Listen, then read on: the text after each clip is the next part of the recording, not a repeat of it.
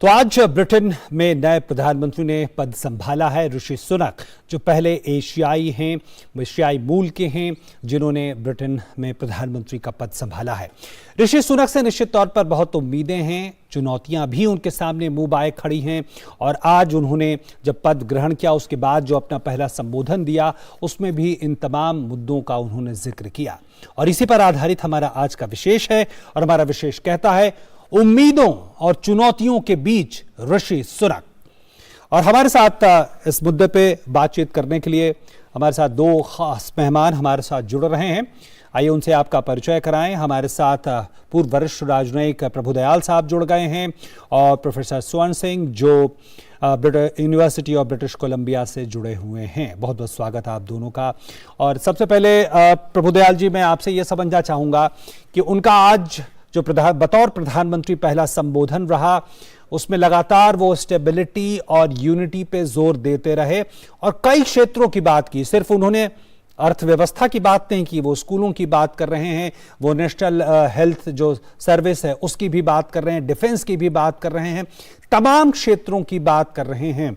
क्या आपको लगता है कि उनसे जो दावे उन्होंने किए हैं वो ज्यादा हैं या फिर ये एक वक्त की मांग थी कि इस तरह की उम्मीदें जगाना जरूरी था?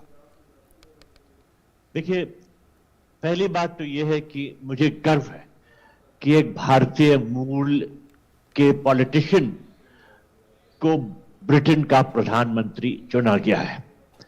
वैसे तो उनको पहले ही चुन लेना चाहिए था, लेकिन पॉलिटिक्स थी जिसकी वजह से उनको नहीं बल्कि लिज ट्रुस को चुना गया और उन्होंने बहुत थोड़े ही समय में हालत खराब कर दिए और फिर से एक प्रधानमंत्री का चुनाव होना जरूरी हो गया। और सबकी ये राय थी कांग्रेस पार्टी एमपीज में, अधिकांश एमपीज की, कि ऋषि सुनक से बेहतर कोई और ये कार्य नहीं कर सकता है, क्योंकि ब्रिटेन एक बहुत गंभीर वक्त से गुजर रहा है। और ऋषि सुनक जी ने खुद ही अपने ओपनिंग स्टेटमेंट में ये खुद कहा कि ब्रिटेन जो है एक प्रोफाउंड इकोनॉमिक क्राइसिस का सामना कर रहा है और इस वजह से उन्होंने कहा कि कुछ डिफिकल्ट डिसीजंस लेने होंगे। लेकिन फिर उनमें ये भी कहा, क्योंकि जो भी निर्णय लिए जाएंगे, जो भी डिसीजन लिए जाएंगे, वो सबको उनका असर होगा। तो गरीब तबके जो है, कमजोर तबके, वो घबराए हुए इस समय में। तो उन्होंने ये कहा कि भाई जो भी समस्याएं हैं उनका अप्रोच जो है, उन पे जो अप्रोच ली जाएगी वो कंपैशन के साथ ली जाएगी, ताकि उनका जो गरीब तबके हैं, कमजोर तबकों का ध्यान रखा जा सके। लेकिन सबसे बड़ी बात है, उन्होंने इकोनॉमिक स्टेबिलिटी पे कहा और ये कहा कि कॉन्फिडेंस बिल्डिंग जो है वो उनके गवर्नमेंट एजेंडा का सबसे बड़ा मुद्दा हो गया। जैसे आपने कहा, एनएचएस, एजुकेशन, इमिग्रेशन, एनवायरनमेंट, इस तरह के कई मसलों की बात की और जो यूक्रेन में लड़ाई चल रही है उसकी भी बात की। लेकिन इकोनॉमिक जो सिचुएशन है उसको सुधारना इस वक्त बहुत जरूरी है, क्योंकि ब्रिटेन बहुत मुश्किल दौर से गुजर रहा है। मेन फोकस उनका इसी पे था। बिल्कुल। प्रोफेसर स्वर्ण सिंह, हमें यह बताएं कि कितना बड़ा ब्रिटेन की राजनीति, वहाँ जिस तरह के समुदाय अलग अलग रहते हैं, मल्टी कल्चरल नेशन कहा जाता है, ऐसे में अगर एक एशियाई मूल का व्यक्ति बनता है तो क्या आपको लगता है ये उसकी झलक नीतियों में भी दिखेगी और जो बड़ी उम्मीदें जगाई हैं उसमें भी देखने को वो मिलेगी?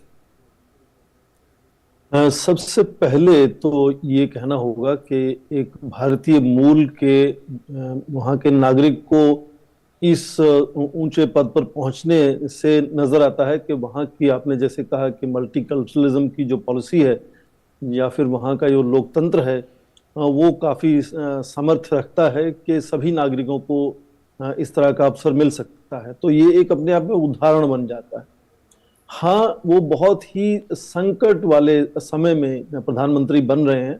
यहाँ अर्थव्यवस्था जो वहाँ की है वो उसमें काफ़ी हलचल है, काफ़ी तनाव है, उसमें संकट है उसमें।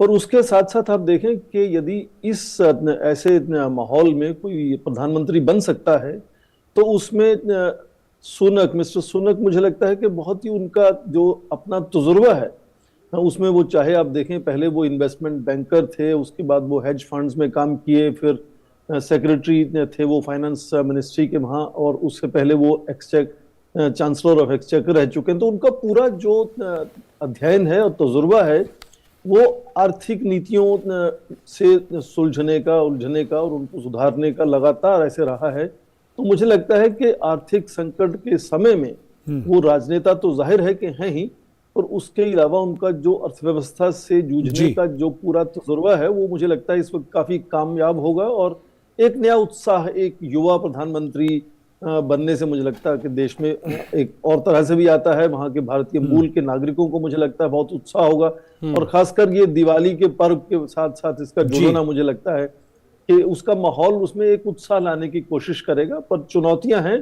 पर यह भी है कि हमें पूरी उम्मीद है शायद ज्यादातर लोगों को कि ऋषि सुनक उस पर काफी ठीक उतरेंगे। बिल्कुल।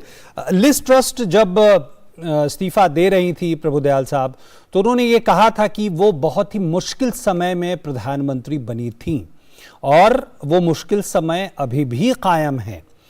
तो लिज ट्रस्ट ने तो साफ तौर पर कहा कि अगर बेहतर समय होता तो शायद मैं बेहतर प्रदर्शन कर पाती।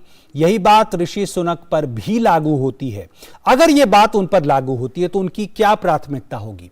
क्योंकि एक तो राजनीतिक एजेंडा उनके दिमाग में है और उन्होंने कई मंचों पर इस बात को रखा भी है कि लेबर, जिस तरह से कंजर्वेटिव पार्टी है, उसका क्या परफॉर्मेंस होगा आने वाले वक्तों में, ये भी उनका कंसर्न है, ये भी उनकी सोच है। और इकॉनमी और देश की तमाम समस्याएं तो हैं ही।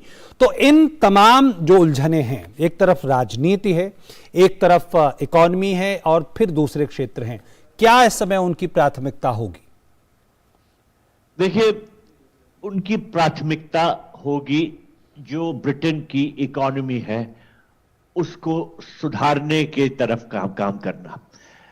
लिज ट्रस ने यह जरूर कहा कि जब उन्होंने प्रधानमंत्री पद का भार संभाला तो ब्रिटेन एक मुश्किल दौर से गुजर रहा था, लेकिन इस बारे में कोई दो राय है ही नहीं कि उन्होंने स्थिति को बद से बदतर कर दिया। जो भी पॉलिसीज उन्होंने अपनाई, उन्होंने उन पॉलिसीज की वजह से बहुत नुकसान पहुंचा इकोनॉमी को। इन्फ्लेशन बहुत बढ़ गया, ब्रिटिश पाउंड बिल्कुल गिरता चला गया, क्योंकि उनकी जो नीति थी वो इस बात पे आधारित थी कि टैक्स को कम करो और खर्चे ज्यादा करो। तो ये कहां से हो सकता है? बैंक ऑफ इंग्लैंड को इंटरवीन करना पड़ा और उनकी पॉलिसीज को रोकने के लिए। तो जो आर्थिक हालात थे वो और खराब हो गए। तो इस वजह से ऋषि सुनक इन हालातों की तरफ ध्यान देंगे और उनकी प्राथमिकता ये रहेगी कि किस तरह से ब्रिटेन की जो इकोनॉमिक सिचुएशन है उसको अच्छा किया जाए। आपने ये बिल्कुल सही कहा कि पॉलिटिकल क्वेश्चंस भी हैं, क्योंकि कंजर्वेटिव पार्टी को एकजुट रखना भी एक बहुत बड़ा कार्य है। देखिए, बहुत डिवाइडेड हो गई है पार्टी, उसको एकजुट करना और अच्छी परफॉर्मेंस देकर यह साबित करना कि अगले इलेक्शंस में भी कंजर्वेटिव पार्टी की जीत होनी चाहिए। ये ऋषि सुनक के लिए बड़ा पॉलिटिकल चैलेंज भी है। ठीक बात। लेकिन जैसा मैंने कहा, इकोनॉमिक सिचुएशन को ठीक करना ये प्राथमिकता उनकी रही। ठीक है। प्रोफेसर स्वर्ण सिंह, हमने बोरिस जॉनसन को देखा एक समय पार्टी गेट कांड के बाद खुद उनकी पार्टी उनके खिलाफ हो गई और नतीजा हम जानते हैं। फिर हम लिज ट्रस्ट के बारे में भी जानते हैं कि किस तरह उनकी नीतियों की वजह से पार्टी ही उनके खिलाफ एक वक्त तक खड़ी हो गई और नतीजा उसका भी हमने देखा है। अब आपको लगता है कि ऋषि सुनक के पास पार्टी का समर्थन होगा पूरा? क्योंकि एक तथ्य है कि ऋषि सुनक डायरेक्ट इलेक्शन से होकर नहीं गुजरे हैं, पार्टी के इलेक्शन से होकर वो गुजरे हैं और प्रधानमंत्री बने हैं। तो क्या उतनी उनको आजादी होगी? पार्टी उस तरह से उनके साथ खड़ी होगी क्या? मुझे लगता है कि दो प्रधानमंत्री जब इस्तीफा देने के बाद एक और तीसरे प्रधानमंत्री को चुना जाए तो पार्टी के पास कुछ ज्यादा विकल्प नहीं रहते कि वो बार बार इस तरह के इस्तीफे दिलवाए और एक नए प्रधानमंत्री को फिर से लाए। तो पार्टी को भी अपनी सीमा समझनी होगी मुझे लगता है ऐसे माहौल में। और ऐसे कहा जा रहा है कि इस वक्त करीब 125 मेंबर ऑफ पार्लियामेंट सपोर्ट कर रहे हैं ऋषि सुनक को। तो समर्थन पार्टी का चाहे वो अपनी सीमाओं को समझते हुए हो या उत्साह के साथ सुनक के साथ जुड़ने की कोशिश हो, पार्टी नहीं चाहेगी कि इस वक्त आसानी से एक और नया प्रधानमंत्री सामने लाया जाए। और दूसरी बात ये कि जिस तरह से खुद प्रधानमंत्री लिज ट्रस ने कहा कि उनसे कुछ गलतियां हुई और वो उनको समझती हैं, और इसी बात का जिक्र अपनी पहले भाषण में ऋषि सुनक ने भी किया, तो कुछ हद तक मुझे लगता है कि ये अपेक्षा भी होगी कि बहुत जल्दी से सब कुछ सुधरने वाला नहीं है। माहौल जो है वो उलझा हुआ है, संकट है, उसमें समय लगेगा। और जैसे उन्होंने कहा कि कुछ कड़े निर्णय भी लेने पड़ेंगे इस वक्त, तो ये मुझे उम्मीद है कि पार्टी नहीं चाहेगी कि अगले इलेक्शन में जाने से पहले वो एक और प्रधानमंत्री लाए। करीब करीब आधा समय हो चुका है, 2019 में इलेक्शन हुए थे। तो मुझे लगता है कि उनका जो अपना, मैंने जैसे कहा कि तो जो तजुर्बा है इस फील्ड में और इस तरह का जो माहौल है उसमें वो युवा हैं, इससे मुझे लगता है कि उनको धीरे धीरे चीजें सुधारने का पूरा मिलेगा। इससे उम्मीद कर सकते हैं कि आगे से आगे हालात सुधरेंगे ब्रिटेन। जी बिल्कुल। प्रभुदयाल साहब, अब जरा अंतर्राष्ट्रीय राजनीति, क्योंकि ब्रिटेन हम जानते हैं अंतर्राष्ट्रीय राजनीति का एक प्रमुख खिलाड़ी है, भारत के संदर्भ में सबसे पहले बात करते हैं। और भारत के साथ हम जानते हैं कि नए ट्रेड टॉक्स और ट्रेड एग्रीमेंट्स को लेकर वार्ता चल रही है। पहले टारगेट रखा गया था कि दिवाली तक इसको निपटा दिया जाएगा, पूरा हो जाएगा, लेकिन वो होता हो नहीं दिख रहा। अर्थव्यवस्था की समझ रखते हैं, व्यापार की समझ रखते हैं ऋषि सुनक, तो कैसे आप देखते हैं इस पूरे मुद्दे पर भारत और ब्रिटेन के खासकर आर्थिक संबंधों के लिहाज से?